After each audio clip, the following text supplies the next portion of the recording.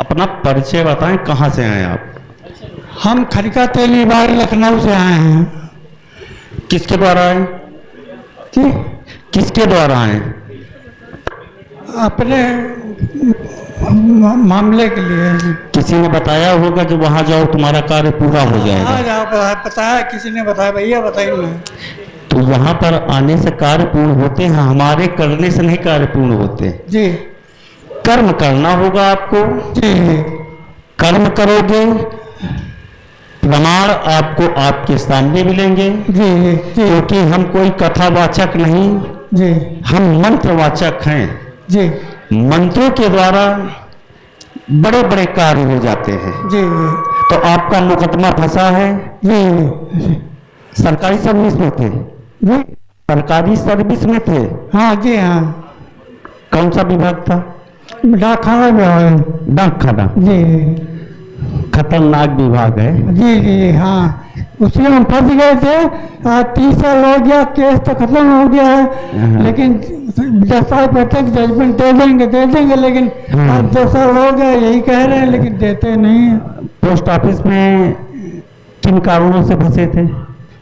ये गमन के केस में। गमन में? जी। किया था तुमने गमन? 2 लोग थे, एक जो हमको फंसाया वो तो मर गया। नहीं, गमन किया था तुमने?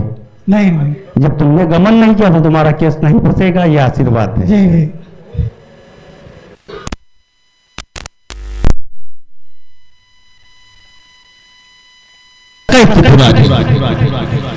ठीक ठीक ठीक ठीक। नारद ने मैया पार्वती को ये बताया था, जो जब करे तुम्हारी और भावी मेटी सके त्रिपुरारी। भोलेनाथ के पास वो सब कुछ है कि अन्य देवताओं में नहीं। और कहा गया भोलेनाथ की पूजा करने से केवल जल चढ़ाने की जरूरत नहीं, सब कुछ चढ़ाना है, तुमको लाना नहीं। और हनुमान जी की अनुकंपा से भगवान शंकर का 11वां रुद्र अवतार हनुमान जी हैं। हनुमान जी की पूजा करने से, क्योंकि सब उसी में समाहित हैं। कलयुग अगर हमारा राजा है तो कलयुग अगर राजा है तो एक अधर्म का राजा है, एक धर्म का राजा है। कलयुग अपने स्थानों का राजा है, ये धर्म के स्थानों का राजा है। और हनुमान जी की पूजा करने से कलयुग भी प्रसन्न होता है, क्योंकि 5 स्थानों में कलयुग को स्थान दिया गया था राजा परीक्षित के द्वारा। जो राजा परीक्षित अभिमन्यु के पुत्र थे। लोग कलयुग को बहुत घृणी नजर से देखते हैं, जबकि ऐसा नहीं होना चाहिए, क्योंकि वो भी राजा है।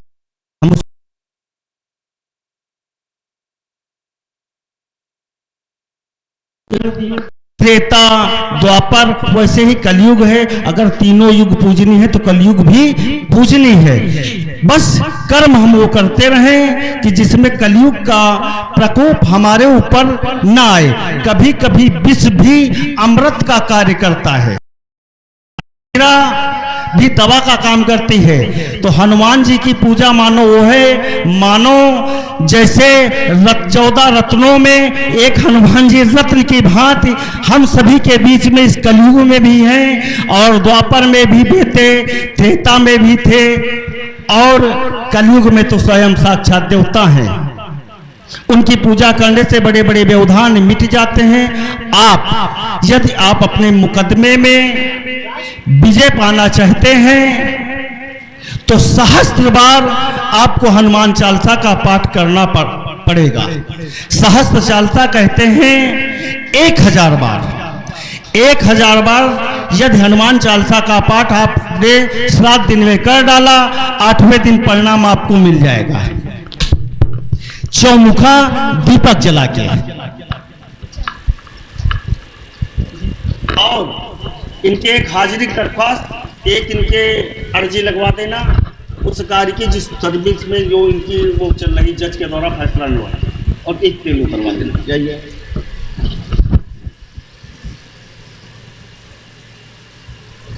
और पितरपक्ष आ गए हैं।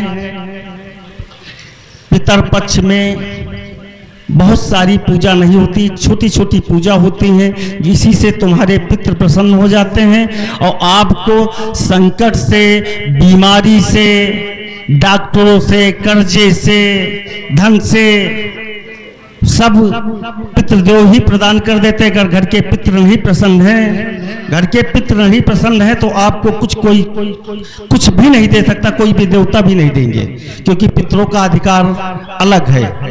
तो हर रविवार घर में लगभग 100 ग्राम आटे की लोई बनवाएं, 100 ग्राम आटे की लोई बनवाएं। आटे की लोई में लगभग 5 ग्राम काला तिल उसमें डाल दें उस लोई के भीतर, और लोई बनाने के बाद उस लोई को अपने हाथों में रख करके उसे पेड़े की भात बना ले, जिससे एक पेड़ा बनता है। और पेड़ा बनाने के बाद घर में अगर 9 लोग हैं, 10 लोग हैं, 7 लोग हैं, 3 लोग हैं, उतने ही पेड़े बनेंगे उस लोई के। उस पेड़े को अपने मस्तक पर लगा करके 9 बार उसको उतार करके किसी पीपल के वृक्ष में आप रख दें। ये 5 इतवार कर लें, आपका उद्धार हो जाएगा, हर मनोकामनाएं आपकी पूर्ण हो जाएंगी। दूसरी चीज, 5 रविवार काली गाय या सफेद गाय, वो भी देसी गाय हो, उस देसी गाय को रविवार के दिन अपने दरवाजे पर उसे स्नान कराना है। 5 तरह के मीठे का भोग लगवा दें। 5 रविवार अगर उसको स्नान कराने के बाद भोग लगाते हैं तो आपके यहाँ के सारे संकट उसी क्षण निपट जाएंगे। आप करके देख ले, प्रमाण आपको प्रत्यक्ष उसी दिन मिल जाएगा जिस दिन ये क्रिया करोगे। ये क्रिया कर ले। बाकी दरबार की बताई हुई 10 दिन की हम क्रियाएं कराते हैं। जिसको विश्वास होगा उसका कार्य होगा, जिसको विश्वास नहीं होगा उसका कार्य नहीं होगा, क्योंकि फोटो और मूर्त में कुछ नहीं रखा है। अगर मूर्त प्रभु की बनाना है, हृदय में बसाना है, तो यहाँ पर बसा लें। किसी मूर्त, किसी सूरत की जरूरत नहीं पड़ेगी। पूजा करते हैं तो यहाँ बसाकर पूजा करें। जिस स्थान पे आप पहुंच जाएं, पूजा वहीं आपकी चालू हो गई। ये जरूरी नहीं कि हम साधना एक मंदिर में बैठकर ही करें, ऐसा कुछ नहीं। आप चलते फिरते भी पूजा कर सकते हैं। और पितरों की पूजा आप पितृपक्ष में करें, लेकिन देवताओं की पूजा मत छोड़ें, क्योंकि पितरों की पूजा वहां पर ऊंचा औधा मिल जाता है। 365 दिन में 15 दिन के लिए पितृपक्ष देवताओं से ऊंचे होते हैं और देवता नीचे होते हैं, तो मुख्य पितृ देवता हो जाते हैं, दूसरे रूप में देवता आते हैं। आप अपनी पूजा न बंद करें, चाहे जो भी हो जाए, पूजा करते रहें।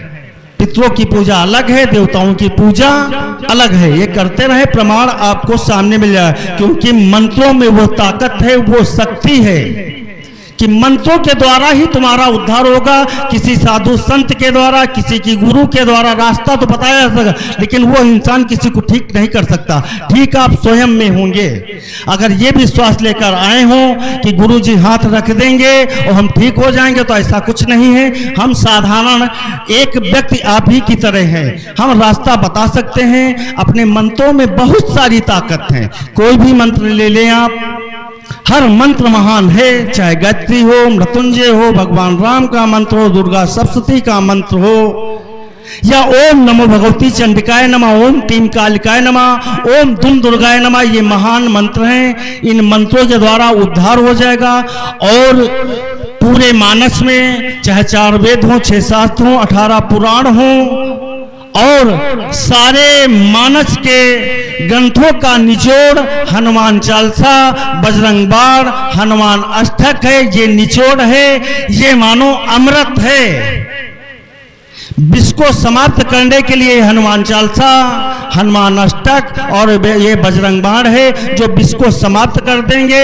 आपके जीवन में अमृत की बरसात हो जाएगी। ये करके देखें। बहुत जल्दी फायदा लेना चाहते हैं तो एक एक दिन में 100 बार हनुमान चालीसा का अनुष्ठान कर दिया जाए तो उसी समय से आपको लाभ मिलना शुरू हो जाएगा।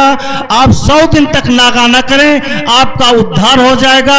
आपका ही नहीं, आपकी 7 पीढ़ियों का उद्धार हो जाएगा। करके देख ले।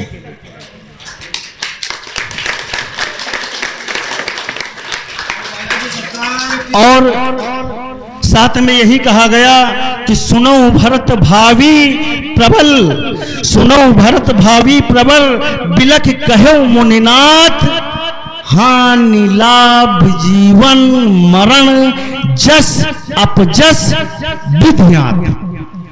ये प्रभु के पास है, ये किसी इंसान के पास। बाकी प्रभु ने सब कुछ इंसान को दे दिया। अगर ये भी दे दिया होता तो देवताओं को स्थानीय मानो रखते नहीं, वो भी छुड़ा लेते। प्रभु को तो तभी याद किया जाता है जब पीड़ा होती है, नहीं प्रभु को कोई याद नहीं करता।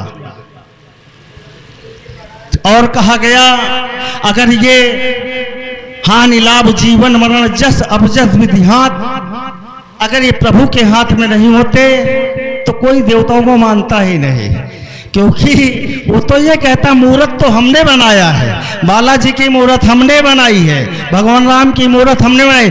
इंसान ही देवता को बनाता है, वही तो हम पूजते हैं। इंसान महान हो गया, कहा गया बड़े भाग्य, बड़े भाग्य मां मुसितन पावा, बड़े भाग्य मानुषतन पावा, सुरे दुर्लभ सब ग्रंथ गावा।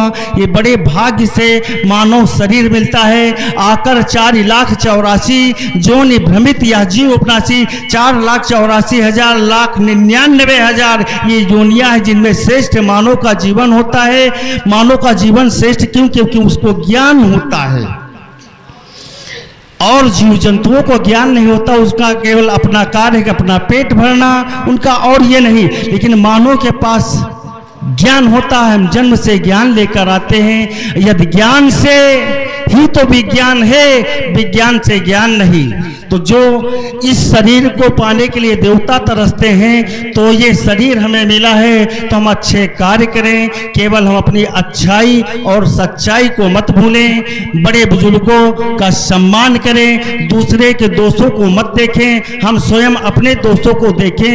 लोग कहते हैं कि ये हमारे दुश्मन है, वो हमारे दुश्मन है, जेठानी ने हमें करा दिया, देवरानी ने करा दिया, भैया हमें इन्होंने खिला दिया, यही सब कहते हैं। जबकि सबसे बड़े दुश्मन स्वयं में होते हैं। दुश्मन कोई बाहरी नहीं होता, हम स्वयं में दुश्मन होते हैं। मेरी आत्मा में जो घुस गया, हमारे ज्ञान में घुस गया कि इनके द्वारा हमारा अहित हो रहा, तो बस उसी में हम कुड़ रहे हैं कि इनसे हम बदला कैसे ले। पहले हम अपने अंतर रूपी दुश्मन को समाप्त करें, क्योंकि अगर हम अच्छा सोचेंगे तब भी आपके लिए, जब हम अच्छा सोचेंगे तभी अच्छा होगा। हम आपके लिए गलत सोचेंगे तब हमारे जीवन में गलत होगा। यदि कोई बुरा व्यक्ति है, घृणित व्यक्ति है, नशेबाज व्यक्ति है, तो उस व्यक्ति की हमें बुराई नहीं करनी है, हमको अच्छाइयों की ही बात करना है। वो चाहे जैसा हो, वो हमारे लिए कांटे बो रहा है तो हम उसके लिए फूल बोएंगे। इतना ही जीवन में कर लो, आपका उद्धार हो जाएगा। जय बाबा, जय हो सीताराम भगवान की। बताओ।